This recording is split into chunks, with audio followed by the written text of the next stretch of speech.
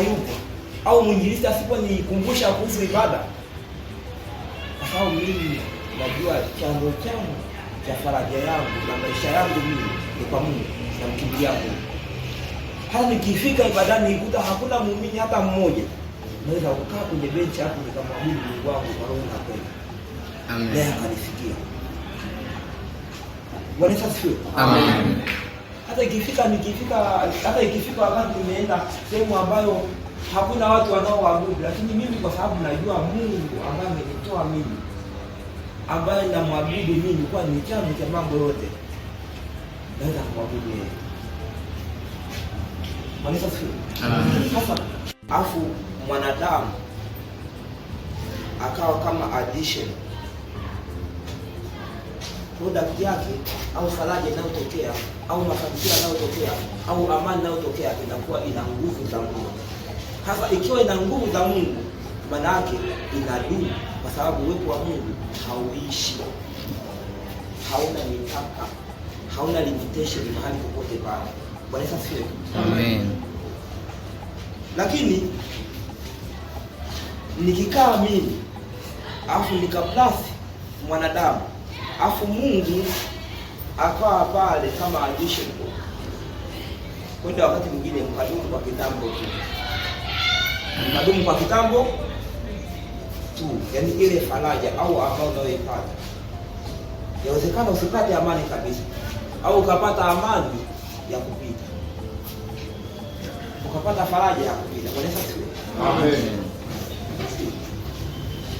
Ni mfano mdogo tu wewe aliyosema mtumishi, kwamba wakati mwingine mtu anaweza akawa afya yake na ibada ndio hivyo, yaani ikafika wakati amefika duse au akafika sehemu fulani kwa bahati nzuri, neema ya Mungu ikamtembelea, ni binti au kaka akakutana na kijana mwingine, wakaanzisha mahusiano ndio hivyo, nao wakafurahia, wakaambizana sentensi nzuri zilizopangiliwa vizuri za mudanyoti,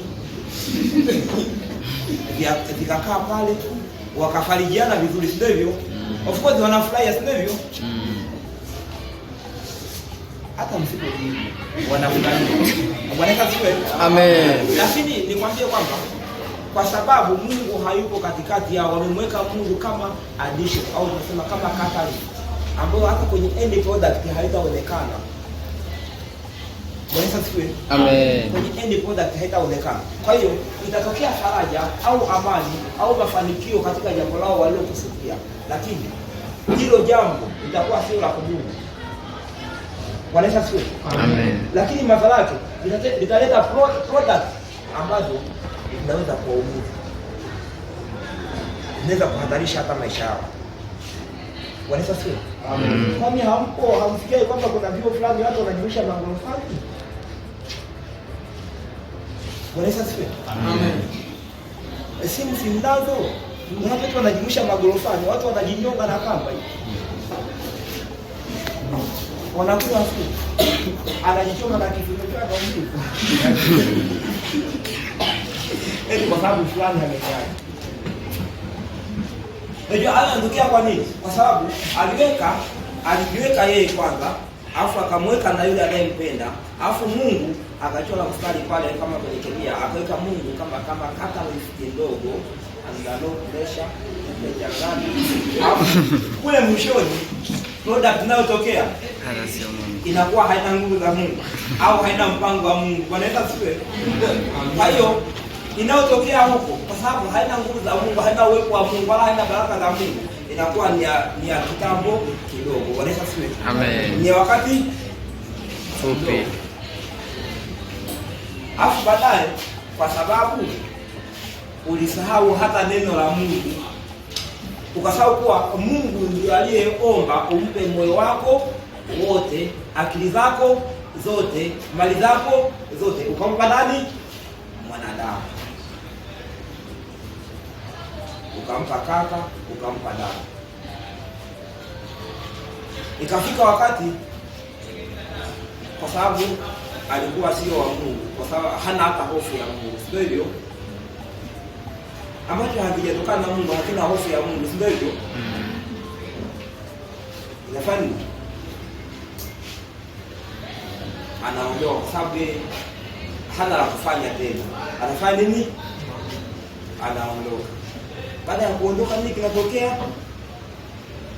Shida inabaki kwako wewe uliyetoa vyote. Moyo wako ameondoka nao na akili yako ameondoka nayo. Kwa hiyo unaenda kujinyonga, unaenda kujilisha, au unaacha ibada, unaenda kujifungia nyumbani kwako, unashindwa hata kula, unalia muda wote hadi unaugua na lazima hospitalini. Ni kwa sababu moyo wako haupo na akili yako haifanya nini? Hajipo. Ameondoka nazo. Hata kama ameondoka na akili, utafikirije kwamba hiki jambo linaniumiza? Kwa sababu tunajua kabisa deni ndio inayo kwenye mambo sio kwamba ujisikie njaa au ujisikie usingizi, ujisikie kuchoka au ujisikie tena, kwa sababu ubongo umefanya nini? Ameondoka nao. Kwa hiyo kinachofanyika ni kama umefanya nini? Unaogopa. Kwa sababu naye ameenda mbali, tutarudishana. Wanaweza sio? Amen. Neema ya Mungu itusaidie sana. Wanaweza sio? Amen. Neema ya Mungu itusaidie sana. Lakini Mungu akikaa na sisi, faraja anayoitoa yeye na mambo anayoyatoa yeye ni ya kudumu. Lakini pia Wakorintho wa pili sura ya kwanza mstari wa 4 anasema kwamba atufarijie katika dhiki zetu zote, ili nasi tupate kuwafariji wale walio katika dhiki za namna zote, kwa faraja hii tunazofarijiwa na Mungu. Bwana Yesu asifiwe. Bwana Yesu asifiwe. Amen. Sasa kama Mungu, maana vitu anavyoweza kutupa Mungu au furaha anayoweza kutupa Mungu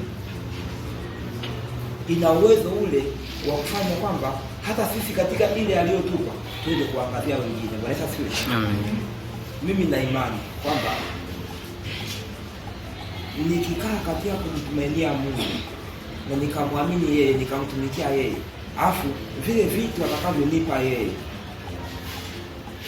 kwa sababu vimetoka kwake. Yaani kwa mfano hapa akanipa ndoa, sio hivyo? Amen. Amen. Mimi nitaoa kama utaondoka kwa Bwana Yesu asifiwe. Baada akanipa ndoa. Unajua kama amekupa Mungu, hata watu wengine, mataifa wengine watamani kujifunza kwa nini nyinyi mnaishi. Bwana Yesu asifiwe. Amen. Yaani kama una Mungu, watamani kuja kujifunza kwa nini nyinyi mnaishi hivyo, mnawezaje? Bwana Yesu asifiwe. Amen. Lakini kama wakati wa Bwana haujafika katika hali ya ujana ulionayo, inawezekana Mungu akakupa njia ya kutunza na kuhifadhi ukiwa binti au kijana wa kiume, kuishi bila mahusiano kama Mungu hajakufungulia na ukaweza, afu na wengine pia naweza kuwezaje? Hatukuoni ukiruka, inawezekanaje? Bwana Yesu asifiwe. Amen. Unaweza kuja kujifunza kama sema yes, sipo wewe ukana fanya hivi na hivi, kwa sababu wanaona wewe umefanikiwa na mafanikio yako hayatokana na wanadamu, yanatokana na Mungu. Bwana Yesu asifiwe. Amen. Bwana Yesu asifiwe. Amen. Lakini tukisoma kile kitabu cha Mwanzo sura ya 17 kuanzia ule mstari wa 2, hapo tunatazama habari ya Musa. Mwanzo sura ya 17 mstari ule wa 2. Musa alikuwa ametoka Misri, amekimbia baada ya kufanya tukio. Wanasema alipokuwa anamuokoa Mwisraeli mwenzake, akafanya nini?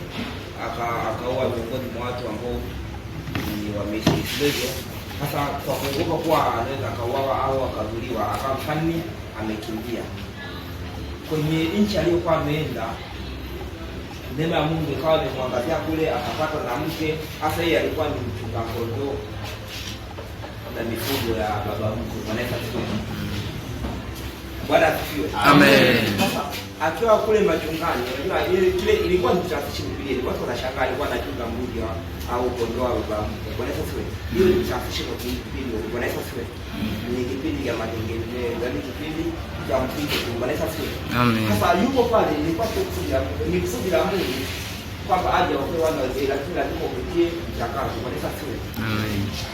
Hata kufanikiwa usitegemee kuwa itafika wakati tu kwamba umeanza kumiliki bilioni ngapi kwa hiyo. Hamna. Yaani ni transfer bila sasa laki tatu. Mwendo kabia kama. Lakini ni transfer bila inakuwa sio hivyo. Lakini alipokuwa akifanya machungo kule, ikafika wakati akaona kichaka kinaungua moto, alafu hakiteketei. Bwana asifiwe. Kile kwa hakiteketei, akasogea akitazama.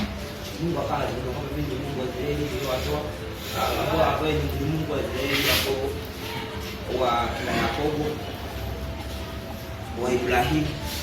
Alipojitaja Musa akaficha uso wake ili asimtazame nani? Bwana asifiwe. Alipotaka kusogelea kwamba Mungu alimwambia kwamba Musa uvue kiatu chako maana mahali hapa ni patakatifu. Bwana asifiwe. Uvue kiatu chako maana mahali hapa ni patakatifu.